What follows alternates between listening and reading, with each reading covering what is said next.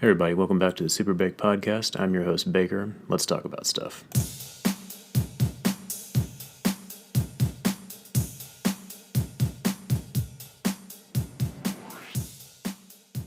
The Witcher, Season 2, Episode 6. Dear friend. So first and foremost, I know I say this pretty much every time I start a new review, but of course I will be discussing the synopsis or the plot in pretty great detail, so if you haven't seen it yet, just consider this your warning, spoilers ahead. So, the 6th episode of The Witcher Season 2 definitely starts off with a pretty cool monster fight, and a kill by Geralt. Unfortunately, this also ends in a pretty sad moment in the episode, and for me at least, probably one of the saddest moments of the season so far, maybe even of the show. While moving through a wooded area, Geralt, Ciri, and the horse roach are attacked by a crystal-like monster called a Chernabog. Geralt is able to successfully kill the monster using Ciri as bait, which I thought was kind of a interesting maneuver, considering how protective he is of her. But still, I think the point was he was trying to convince her that she needed to trust him.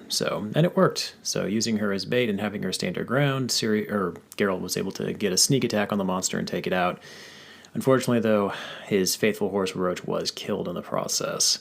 So yeah, that was definitely a pretty sad moment in the show for sure. Genuinely heartfelt. And also, as a side note, I didn't know Roach was a girl. Thought he was a boy. I'm not sure if I just missed that in the show or what, but regardless, Geralt, Ciri, and then we, the audience, are treated to a really sad passing of Geralt's longtime companion. So yeah, that was definitely a pretty genuinely sad moment in the episode, so I definitely hated to see that for sure. After that, Geralt and Ciri make their way to this temple called Melitili, where they meet with the priestess Nanake. Here, Ciri is introduced to an object called and I am probably going to butcher this name really bad, the Orbucolum, which resembles a ball and chain type weapon. She's tasked with learning how to understand how it works. The two characters do get a chance to briefly relax here, as the temple is supposed to be to act as a sort of neutral ground between all parties. So you can probably guess how long that's going to last in this show. Nothing like that ever lasts long in The Witcher. From there, the episode jumps to Cahir and Sintra, who's all armored up once again and looking clean-shaven too. Actually, I gotta say, it's kind of weird seeing him without a beard now. I know I don't think he had that in the first season, from what I remember, but yeah, like he's been so disheveled for the last few episodes that it's weird seeing him clean-shaven now. I almost didn't recognize him. But we see him causing a little bit of friction between his guards and some of the elves that are in the city, including Ciri's friend Dara. The two have a brief training fight that turns pretty tense pretty quick, to say the least. Meanwhile, the elf Francesca begins going into labor and gives birth to her child. The city celebrates the new elf being born, but it's pretty short-lived. Cahir informs Fringilla that the Emperor will be returning to the city very soon, and that he's curious to see what he'll think of the elves and the situation there. He leaves Fringilla in a clearly worried state. It'll be interesting to see how that plays out in the next episode. Unfortunately, we don't get to see the rest of it this episode, so looks like we'll have to wait a little while on that. Also, the fire mage from the previous episode, Rience, sporting some fresh burn marks, kind of reminded me a little bit of Sandor Clegane from Game of Thrones. So he suddenly appears in Kaer Morand, and we're treated to a pretty brief but pretty cool fight between him, Vesemir, and Triss. Triss and Vesemir, the two are able to fend off the assailant, but Rience he successfully manages to steal the vial of Witcher mutagen created in the last episode. He also leaves Vesemir burned and pretty battered up before departing. We get that little interesting tidbit there. But yeah, seeing Vesemir and Triss kind of trying to take on Rience together was kind of interesting. It was an interesting but brief fight, so I enjoyed that for sure. And then finally, we get to see Yennefer reunited with Geralt. Yen is revealed to also be in the same temple as Geralt and Ciri. This gives the situation an odd mix of joy but also foreboding, as we know Yen is looking for Ciri as well. Again, it still hasn't been fully established what she intends to do with Ciri, but we can bet it has something to do with that witch in the hut, so pretty sure it's nothing good. We do get to see Geralt and Yen share a pretty tender moment together before being interrupted by Ciri. Come on, Ciri, get with it. The three have a pretty friendly conversation before Ciri departs on her own. Soon Rience arrives at the temple as well as with his merry band of murderers. Man, that guy gets around. He's like all over the place in this episode. And we get a pretty quick but pretty badass fight scene between them and between Rience's men and Geralt. So I'm just going to take a moment. Can we just appreciate the fact that Geralt is, in this fight, he's outnumbered 4-1 in this fight. He has no weapons starting out, and he still manages to beat the shit out of these dudes. Seriously, don't mess with the Witcher. Also, I love how Rience can use his fire spells both offensively and defensively. So, like, when Geralt does his little signature move where he shoots, like, that little forced push attack, Rience is able to use his fire to create a spell to protect himself. He also does that back at Kaer Morhen when he takes on Vesemir, too. So, it's kind of cool how he's able to use his fire spells like that. Really cool to see. I'm glad we got to see more of him in this fight, see him in more action sequences. So, definitely a pretty interesting and dark character for sure. Yen takes advantage of the ensuing chaos and has Ciri use her magic to teleport the two of them to a mysterious place far away from Geralt, right as Geralt kills the last of Rience's henchmen. Rience, of course, disappears into some portal. Yen teaches Ciri the very first spell she ever learned, which was a portal spell, and Ciri basically uses that along with that Orbu column object from before. She finally figures out how to use that as well and teleports them both away. And basically we get to see kind of it's kind of a bittersweet moment between Yen and Geralt because, they're not together for very long and then she suddenly leaves again. So kind of knew it was coming because it was clear that she had her own agenda, but still. And also during the episode, the mage Istrid meets with some information brokers and learns that Ciri is a weapon/warrior built by Lara Doran. The episode ends with Triss warning Tissaia about Ciri, stating that if her blood falls in the wrong hands, it could destroy the world. Definitely not good news. So, a few pauses for the episode. Obviously, the fight scene between Geralt and Rience's men was just pure badassness. That was definitely one of the best fights, I think, in the entire show, for sure. Again, it was pretty brief, but man, it was a genuinely brutal scene. Pretty cool, slow-mo shots, too, and just some sick-ass kills from Geralt, so definitely awesome to see that. Another positive, seeing Geralt and Yen reunited was a genuinely heartfelt moment. It's like freaking Geralt in Footloose. You know what? I can get on board with that. That actually could be an interesting movie. Another time, maybe. But yeah, seeing these two reunited, after all this time, it was a genuinely heartfelt moment, even if it was brief, and even though we also knew that it obviously wasn't going to last very long since Yen was there on other business too. So, and then also just Rience once again continues to be a really great villain. I'm really hoping his role as an antagonist continues in this show.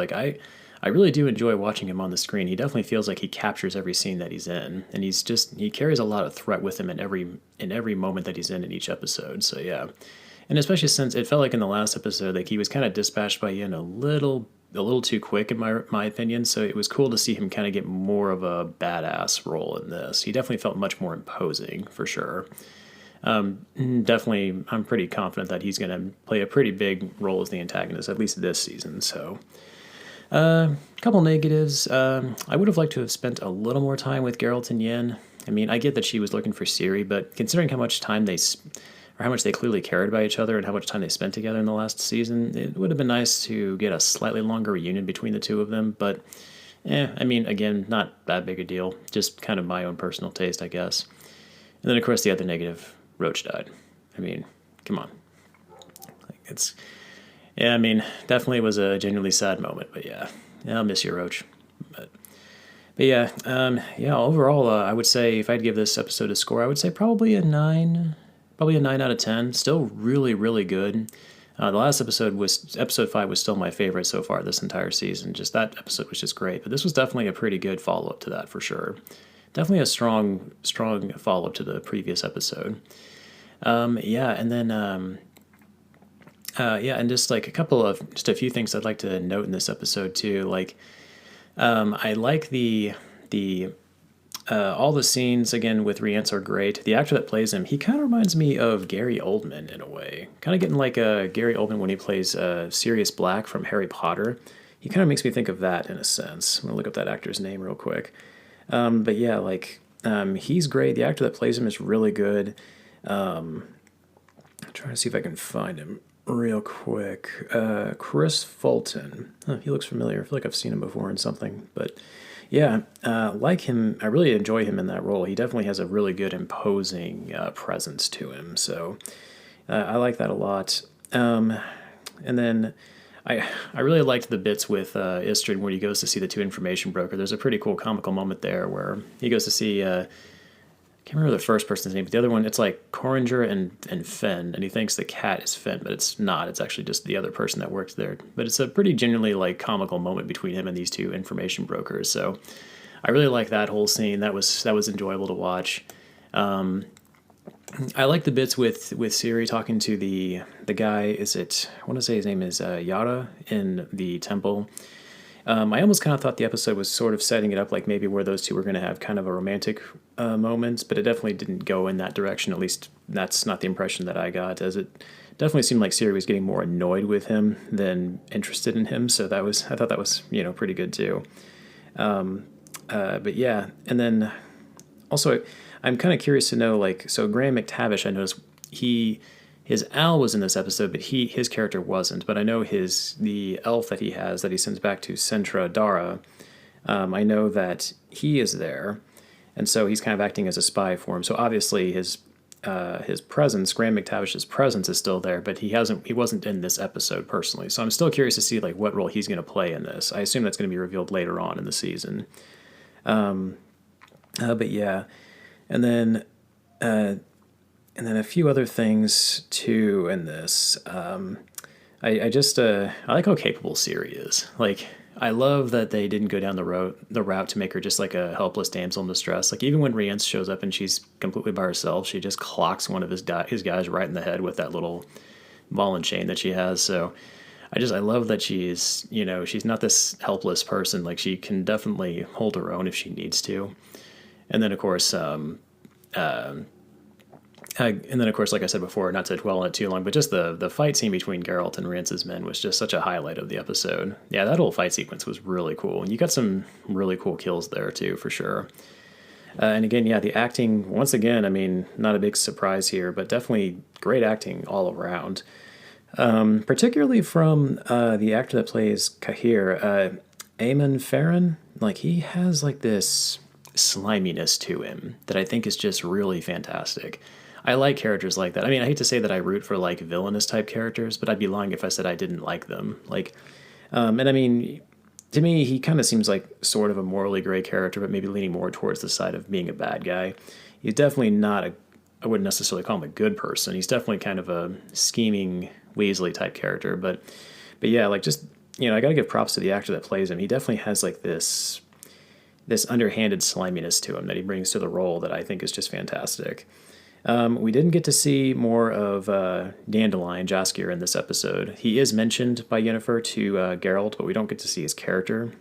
So hopefully we'll kind of get to see what happened to him. In the last episode, he was captured by a couple of guards back in Oxenford, I believe. So I guess we'll find out later on what became of his character. So hopefully get to see more of him. I like his character. I feel like he's fantastic anytime he's in the show.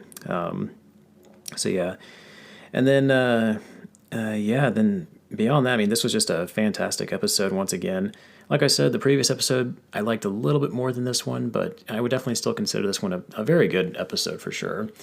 It definitely feels like it's setting up for some pretty big confrontations coming later down the line. So, of course, we've only got like 3 more episodes this season. So, or no, 2, because this was episode 6. So I've only got 2. There's 8 episodes. That's right.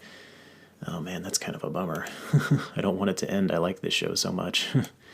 But yeah, definitely fantastic. Really, really enjoyed this episode for sure.